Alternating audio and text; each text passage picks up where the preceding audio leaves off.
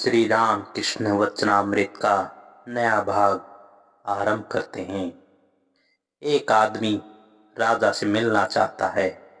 60 ड्योढ़ियों के बाद राजा का मकान है।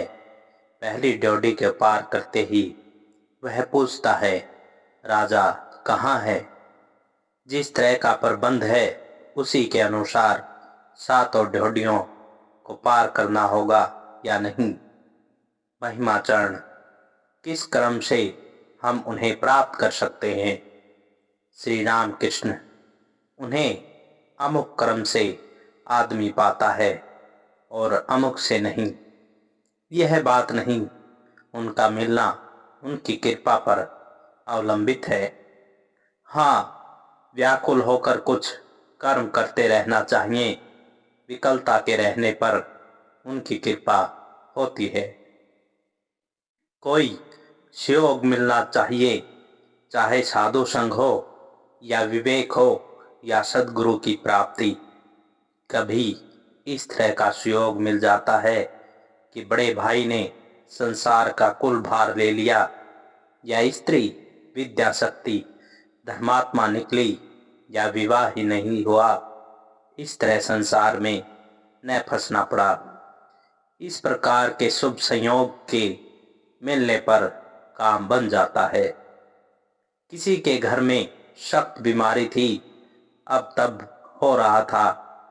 किसी ने कहा, स्वाति नक्षत्र में बरसात का पानी अगर मुर्दे की खोपड़ी में गिरकर रुक जाए और एक सांप मेंढक का पीछा करे, सांप के लपक कर पकड़ते समय मेंढक खोपड़ी के उस पार उछलकर चला जाए और सांप का विष उसी खोपड़ी में गिर जाए, उसी विष की दवा यदि बनाई जाए और वह दवा अगर मरीज को दी जा सके तो वह बच सकता है।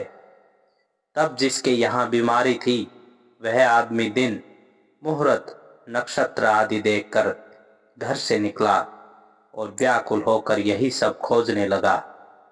मन ही मन वह ईश्वर को पुकार कर कहता है, हे ईश्वर, तुम अगर सब इकट्ठा कर दो तो हो सकता है। इस तरह जाते जाते सचमुच ही उसने देखा कि एक मुर्दे की खोपड़ी पड़ी हुई है। देखते ही देखते थोड़ा पानी भी बरस गया। तब उसने कहा, हे गुरु, मुर्दे की खोपड़ी मिली और थोड़ा पानी भी बरस गया और उसकी खोपड़ी में जमा भी हो गया। अब कृपा करके और जो दो एक योग हैं उन्हें भी पूरा कर दो भगवान। व्याकुल होकर वह सोच ही रहा था कि इतने में उसने देखा कि एक विषधर सांप आ रहा है। तब उसे बड़ा आनंद हुआ। वह इतना व्याकुल हुआ कि छाती धड़कने लगी और कहने लगा, हे गुरु, सांप भी आ गया। कई योग तो पूरे हो गए, कृपा करके और जो बाकी है उन्हें भी पूर्ण कर दो। कहते ही कहते मेंढक भी आ गया। सांप मेंढक को खरीदने भी लगा। मुर्दे के सिर के पास सांप ने जो ही उस पर चोट करना चाहा कि मेंढक उछलकर इधर से उधर हो गया और विष उसी खोपड़ी में गिर गया। तब वह आदमी तालियां बजाने और नाचने लगा। इसलिए कहता हूं, व्याकुल होने पर सब हो जाता है। श्री राम कृष्ण, मन से संपूर्ण त्याग हुए बिना ईश्वर नहीं मिलते। साधु संचय नहीं कर सकता। कहते हैं पक्षी और दरवेश ये दोनों संचय नहीं करते। यहाँ का तो भाव यह है कि हाथ में मिट्टी लगने के लिए मैं मिट्टी भी नहीं ले जा सकता।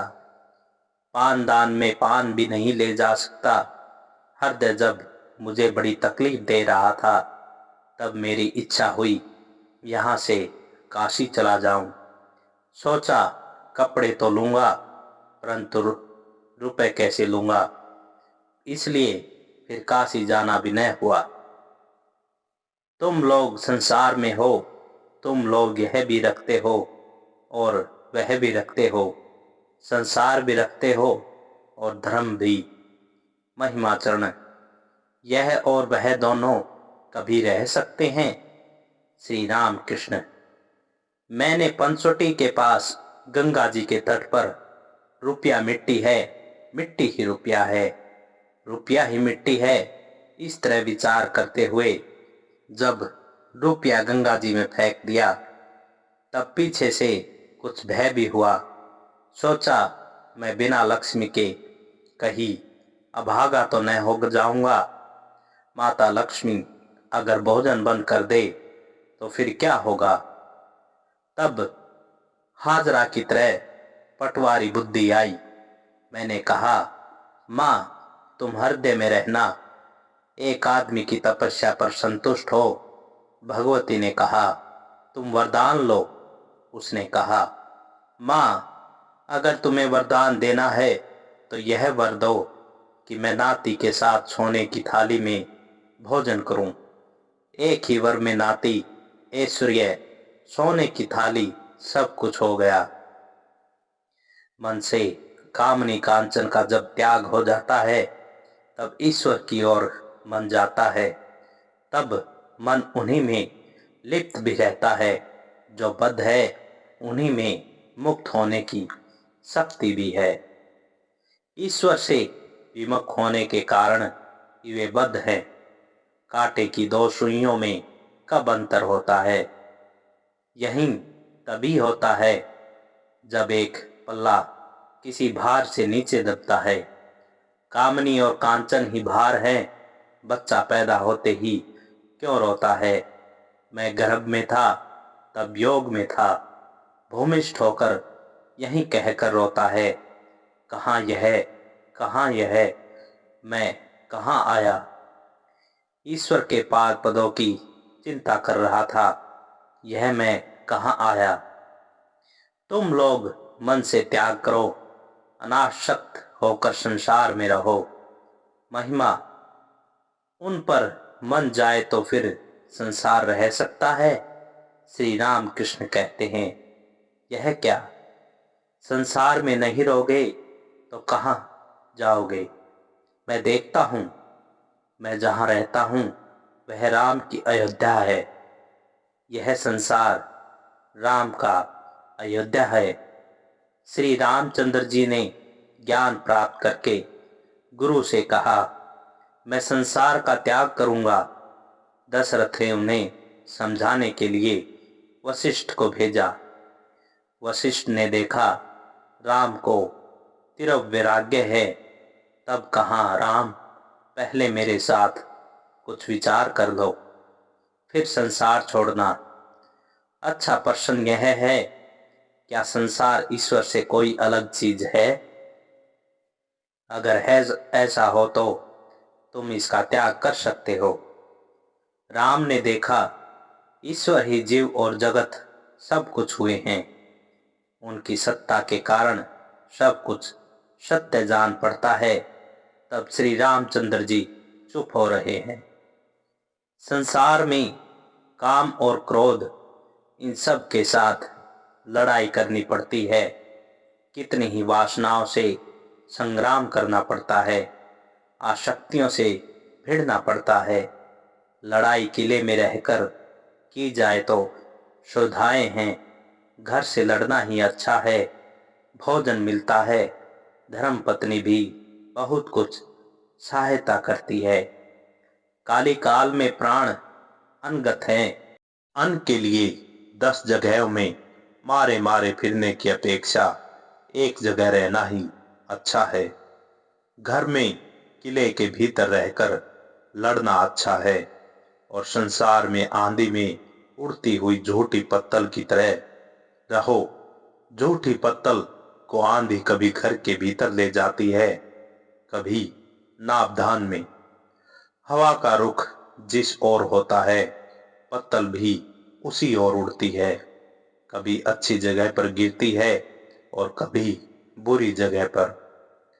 तुम्हें इस समय उन्होंने संसार में डाल रखा है, अच्छा है इस समय यहीं रहो।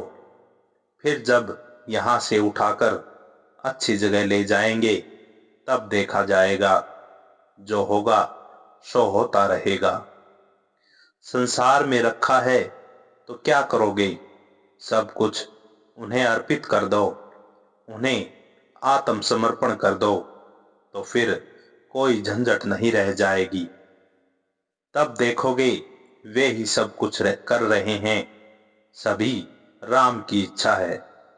एक भक्त कहता है, राम की इच्छा, यह कैसी कहावत है? श्री राम कृष्ण कहते हैं, किसी गांव में एक जुलाहा रहता था। वह बड़ा धर्मात्मा था, सबको उस पर विश्वास था और सब लोग उसे प्यार भी करते थे। जुलाहा बाजार में कपड़े बेचा करता था। जब खरीदार दाम पूछते तो वह कहता, राम की इच्छा से सूत का दाम हुआ 1 रुपया। मेहनत 4 आने की, राम की इच्छा से मुनाफा 2 आने, और कुल कीमत राम की इच्छा से 1 रुपया 6 आने। लोगों का उस पर इतना विश्वास था कि उसी समय वे दाम देकर कपड़ा ले लेते थे।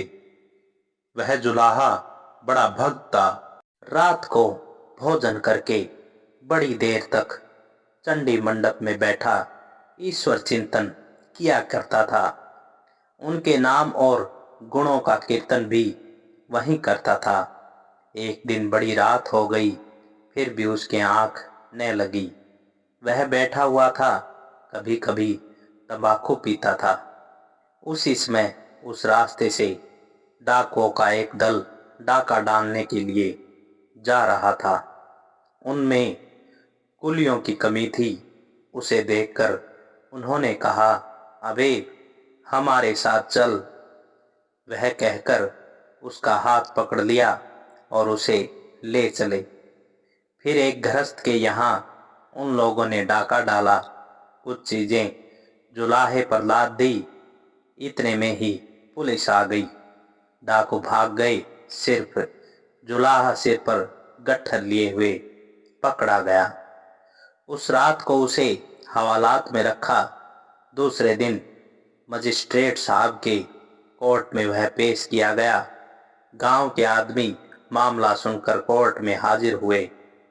उन सब लोगों ने कहा, हुजूर, यह आदमी कभी डाका नहीं डाल सकता। साहब ने तब जुलाहे से पूछा, क्यों जी, तुम्हें क्या हुआ है, कहो। जुलाहे ने कहा, हुजूर, राम की इच्छा से मैंने रात को रोटी खाई। इसके बाद राम की इच्छा से मैं चंडी मंडप में बैठा हुआ था। राम की इच्छा से रात बहुत हो गई। मैं राम की इच्छा से उनकी चिंता कर रहा था और उनके भजन गा रहा था। उसी समय राम की इच्छा से डाकुओं का एक दल उसे रास्ते से आ निकला। राम की इच्छा से वे लोग मुझे पकड़कर घसीट ले गए। राम की इच्छा से उन लोगों ने एक गृहस्थ के घर डाका डाला। राम की इच्छा से मेरे सिर पर गट्ठर लाद दिया। इतने में ही राम की इच्छा से पुलिस आ गई। राम की इच्छा से मैं पकड़ा गया। तब मुझे राम की इच्छा से हवालात में पुलिस ने बंद कर रखा। आज सुबह को राम की इच्छा से वह हुजूर के पास ले आई है। उसे धर्मात्मा देखकर साहब ने जुलाहे को छोड़ देने की आज्ञा दी। जुलाहे ने रास्ते में अपने मित्रों से कहा, राम की इच्छा से मैं छोड़ दिया गया। संसार करना, संन्यास, यह भी सब राम की इच्छा से होता है। इसलिए उन पर सब भार छोड़कर संसार का काम करना चाहिए। नहीं तो और कुछ करो भी तो क्या करोगे? किसी क्लर्क ने जेल हो गई थी। मियाद पूरी हो जाने पर वह जेल से निकाल दिया गया। अब बताओ, वह जेल से निकलकर मारे आनंद के नाचता रहे या फिर क्लर्की करे? संसारी अगर जीवन मुक्त हो जाए तो वह अनायास ही संसार में रह सकता है। जिसे ज्ञान की प्राप्ति हो गई है, उसके लिए यहाँ वहाँ नहीं है। उसके लिए सब बराबर हैं। जिसके मन में वहाँ है, उसके मन में यहाँ भी है।